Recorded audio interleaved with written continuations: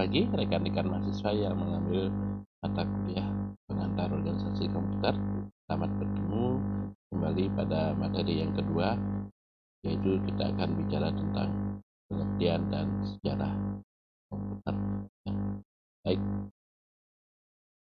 saya ingatkan terlebih dahulu, silakan melakukan presensi di LMS di ring jam perkuliahan, yaitu dari jam 7 sampai jam 8.40. Setelah itu simak video ini, kemudian baca slide materinya, yang terakhir baru mengerjakan kuisnya.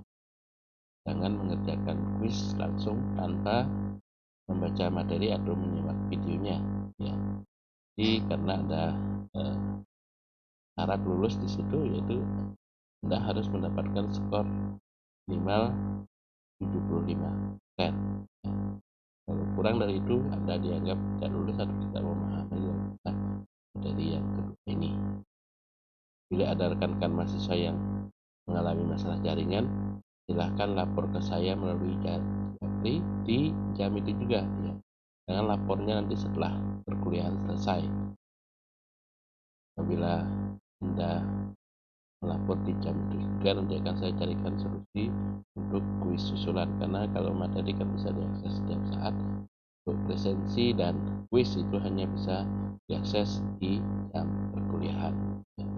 Mari kita lihat materi yang kedua ini. Kita akan bicara tentang pengertian dan sejarah daripada komputer. Nah, pada materi yang kedua ini, standar kompetensi yang harus dicapai oleh mahasiswa adalah: yang pertama, mahasiswa harus memahami bagian-bagian komputer, interaksi antara bagian-bagian komputer, dan cara kerja bagian-bagian komputer dalam membentuk sistem kerja komputer secara keseluruhan. Nah, kemudian yang berikutnya adalah mahasiswa memahami bagaimana bagian-bagian komputer disusun dan diorganisasikan dalam sebuah arsitektur komputer yang sederhana. Yang akan kita bahas standar kompetensi di pertemuan yang kedua ini. Nah, pertemuan kedua ini yang dibicarakan juga menjelaskan tentang organisasi dan arsitektur komputer. Dan yang kedua adalah menjelaskan tentang perkembangan komputer. Apa rasakan untuk gunakan sampai saat ini. Nah, kita mulai dulu dengan pengertian apa itu komputer. Nah, komputer merupakan sebuah alat yang melakukan pekerjaan dengan menjalankan instruksi-instruksi yang diberikan kepadanya. Di komputernya alat, ya. Tinggal kita diinstruksikan sesuai dengan program yang kita susun, dia akan berjalan sesuai program tersebut. Nah, sebuah program di sini dibuat untuk menginstruksikan komputer melakukan runtun yang panjang dari aksi-aksi sederhana, melakukan tugas yang lebih kompleks yang diinginkan oleh pemakai komputer, ya.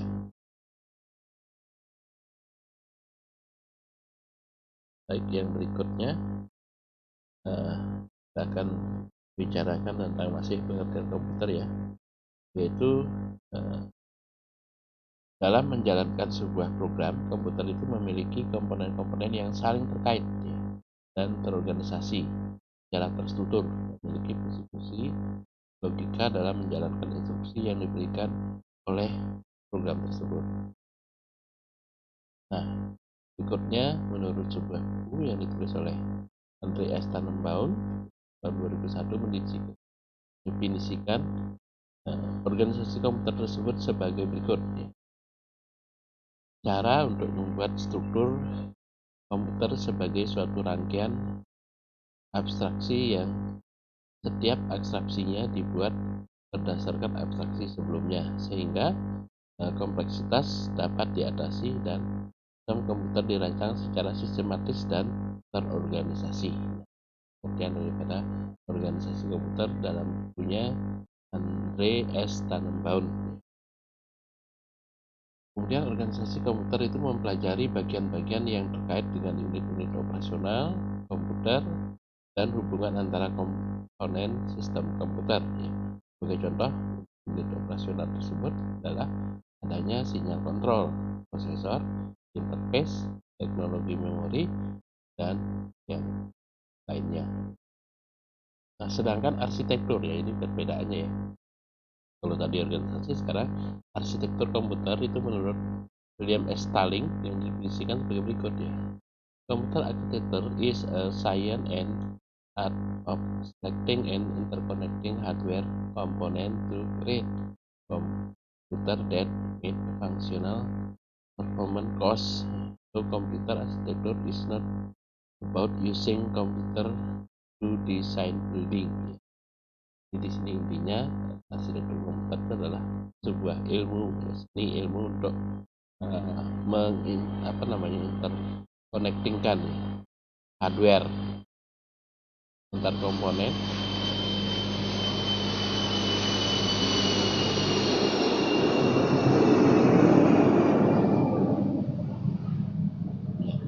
pada gangguan pesawat lewat ya. Kita lanjutkan ya.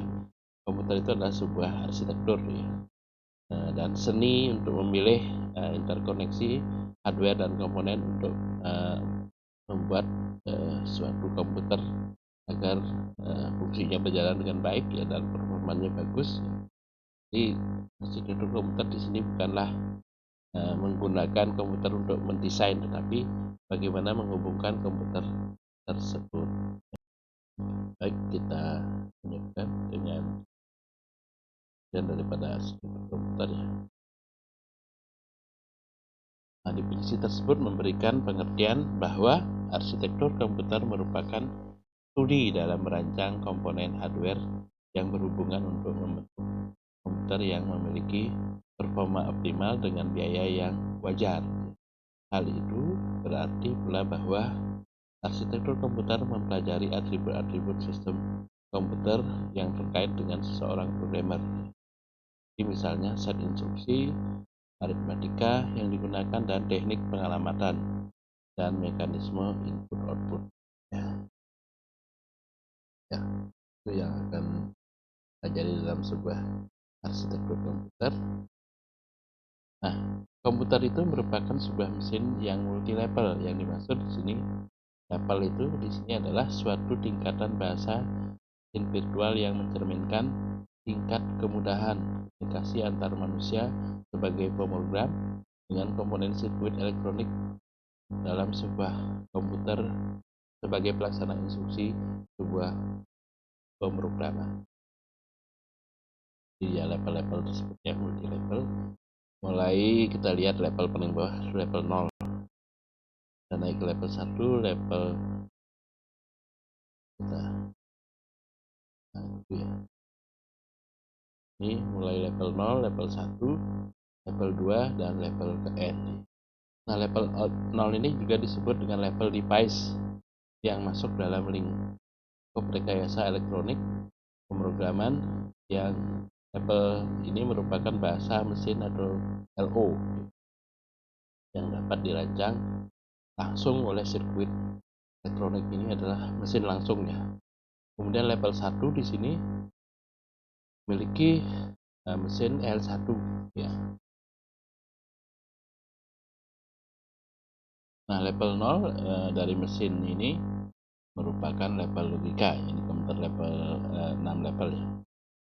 Ya berisi digital ya, berisi logika-logika yang diwujudkan dalam bentuk gerbang. Level ini merupakan hardware sungguhnya dari sebuah mesin.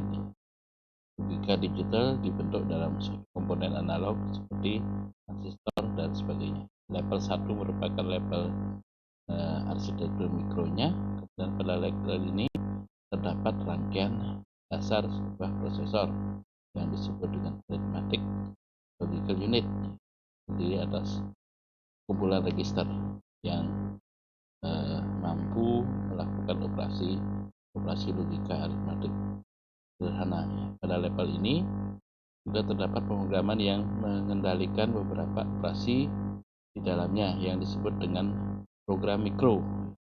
Samping sebagai pengendali program mikro ini juga berfungsi sebagai interpreter atau penerjemah instruksi dari level di atasnya. Kemudian selanjutnya level 2 itu juga disebut sebagai level arsitektur perangkat instruksi, dan biasanya disebut juga level ISA tadi ya, instruktur set arsitektur. Level ini berisikan instruksi dasar sebuah mesin seperti biasanya terdapat dalam manual book dari produk-produk komputer yang dikeluarkan oleh pabrik. Nah, level 3 merupakan level mesin sistem operasi. Level ini merupakan level pengaturan mesin yang dilakukan oleh sebuah perangkat lunak yang disebut dengan sistem operasi. Artinya adalah bahwa pekerjaan-pekerjaan yang dilakukan oleh mesin diinterpretasikan secara operasi. Nah, level 4 ini merupakan level bahasa rakitan ya. Level 0-nya sampai dengan 3 itu adalah interpretasi yang dilakukan oleh program sistem. Mulai level 4 pekerjaan dapat dilakukan oleh programmer aplikasi. Level 5 ini merupakan level bahasa tingkat tinggi. Pada level ini programmer ingin memberikan instruksi kepada komputer, tidak perlu susah-susah belajar bahasa mesin ya, karena bahasa yang dipakai adalah bahasa aras tinggi yang lebih mudah paham manusia, biasanya bahasa Inggris ya, clean, clear dan sebagainya. Nah, kita lihat sekarang perkembangan komputer ya, seiring dengan perkembangan peradaban yang berkembang pula berbagai alat bantu yang digunakan oleh manusia untuk melaksanakan tugasnya. Jadi sebuah pengolahan data lalu berkembang. Kualitas informasi yang dihasilkan selalu meningkat dari masa ke masa. Berikutnya adalah 4 tahap evolusi teknik pengolahan data, tahap manual, kemudian teknik elektronik, yang terakhir adalah tahap elektronik. Mari kita lihat tahapan-tahapan berikut ya. Tahap manual ini ditandai dengan mulai dikembangkannya sistem penghitungan yang dilakukan oleh manusia ya, yang hanya menggunakan sistem 10 jari dan kembang dengan sistem perhitungan menggunakan panah liat ya, tahun 9000 sampai 2500 sebelum Masehi ya. Secara bertahap manusia itu mulai menemukan sistem perhitungan jam, perhitungan kalender, rumus-rumus fungsi untuk menghitung suatu nilai. Yang berikutnya tahap mechanical ya. Pada tahap ini diawali dengan ditemukannya Pascal mesin aritmetik oleh ilmuwan Blaise Pascal tahun 1777. Itu Charles Mahon yaitu menciptakan logik demonstrator yang mampu memecahkan problem numerik berbentuk logika probabilitas. Berikutnya tahun 1833 ditemukan mesin Bebeng ya, Carl Bebeng bisa terkenal sekali, ilmuwan Inggris ya. Dia menemukan suatu konsep data yang menjadi dasar kerja daripada prototipe komputer sekarang ya. Kemudian 1854 teori aljabar Boole yang menjadi dasar ilmu komputer ya. George S. Boole, seorang ahli logika dari Inggris. Teori tersebut akhirnya mendasari cara kerja sirkuit di komputer.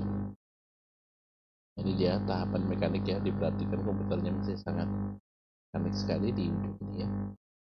Tahap mekanik elektronik ini diawali dengan penemuan mesin tabulasi kartu plong ya, tahun 1890 ya, sebagai mesin pertama yang bergerak secara mekanik dan lebih otomatis ya. Mesin itu ditemukan oleh Dr. Herman Holland bekerjasama dengan Biro Khusus Amerika. Tempat pengolahan data sensus. Kita lanjutkan ya. Tahap ini ditandai dengan tahap elektronik ya, ditandai dengan penemuan komputer digital elektronik yang pertama tahun 1992 yang dijajah oleh Jepang. Komputer tersebut merupakan komputer pertama yang menggunakan tabung hampa udara yang dikenal dengan nama komputer ABC atau laptop jadi komputer. Ini adalah Profesor John P. Atanasoff sama asisten Clifford Berry di Iowa State College. Itu yang elektronik yang pertama kali ditemukan ya. Kita lanjutkan. Tahap berikutnya adalah kemudian pada tahun 1944 Profesor Howard Aiken dari Harvard University dibantu dengan para ahli teknik dari IBM menemukan suatu mesin hitung otomatis yang diberi nama Mark I.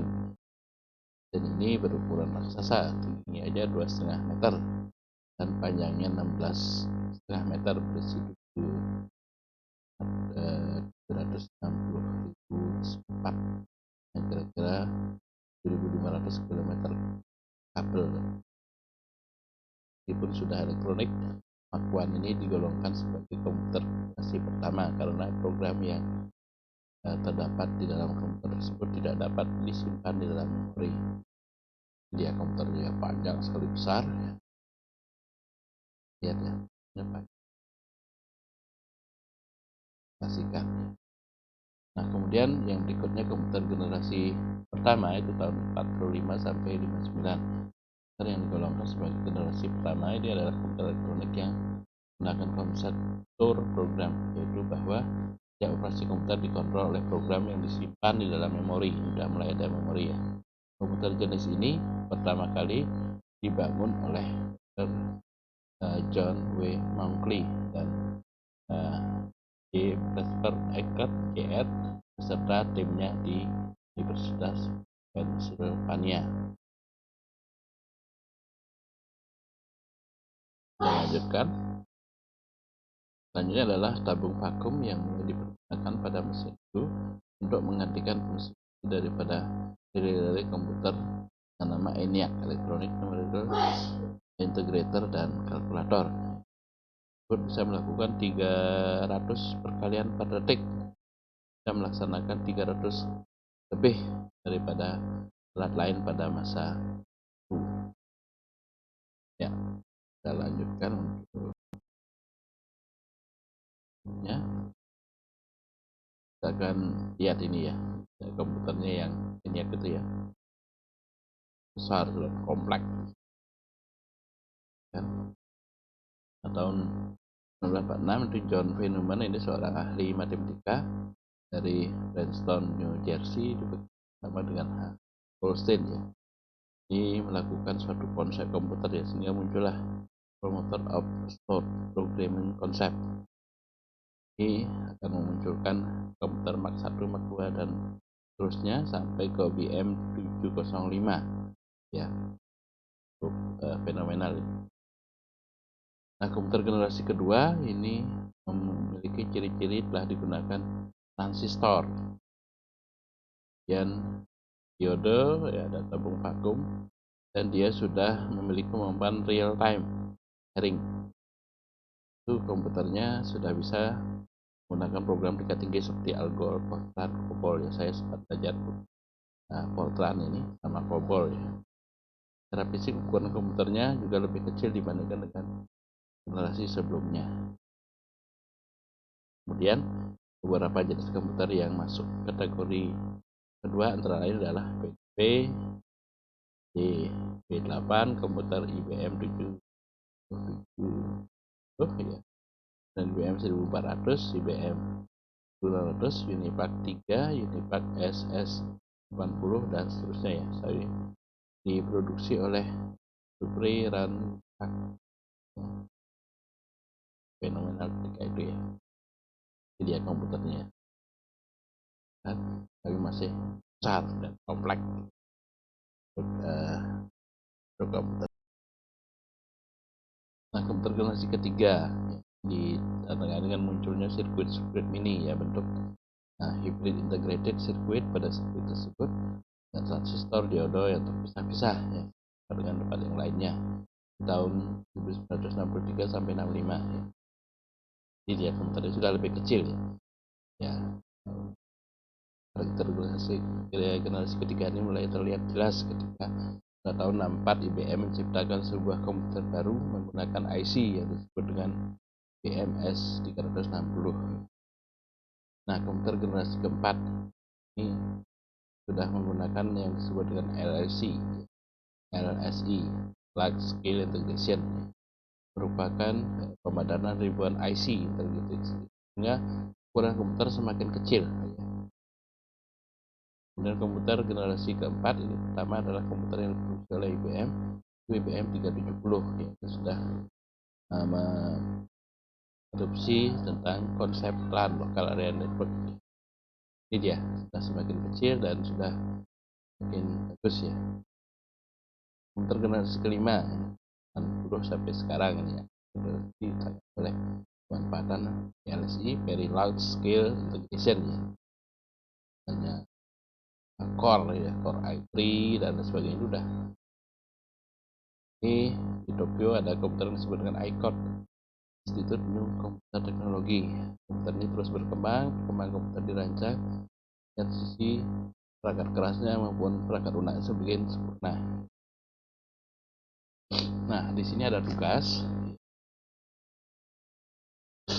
Buatlah sebuah tulisan dengan judul komputer masa depan ya, panjang antara 500 sampai 100 kata, 350 kata ya, kumpulkan dalam bentuk file PDF dengan ukuran kertas A4. Ya, covernya mencantumkan judul merek lainnya, pengantar lulus komputer, nama dan nomor mahasiswa. Kita lihat ya. Dan kata-kata boleh sama, tidak boleh sama ya. Sampai dikopas dulu dengan temennya tuh, kita bisa lihat ya kesamaannya. Tadi kopas ya, saya akan nol ya. Banyak yang baik yang mencontek maupun ya beri contekan itu dan nilai nol karena itu sama ya. Dan tulisan hanya dalam bahasa Indonesia dan dilengkapi dengan daftar pustaka. Tugas dikumpulkan paling lambat Rabu 6 Oktober 2021 jam 24.00 waktu email ya. Ke email saya ini ya, mswnld@gmail.com. Nah, sekian untuk materi yang sekarang ini.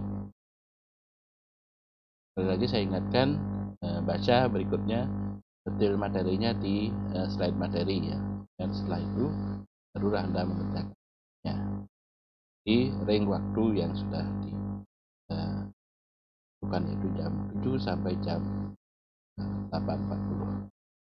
Nah, demikian, terima kasih, selamat pagi, sampai ketemu di materi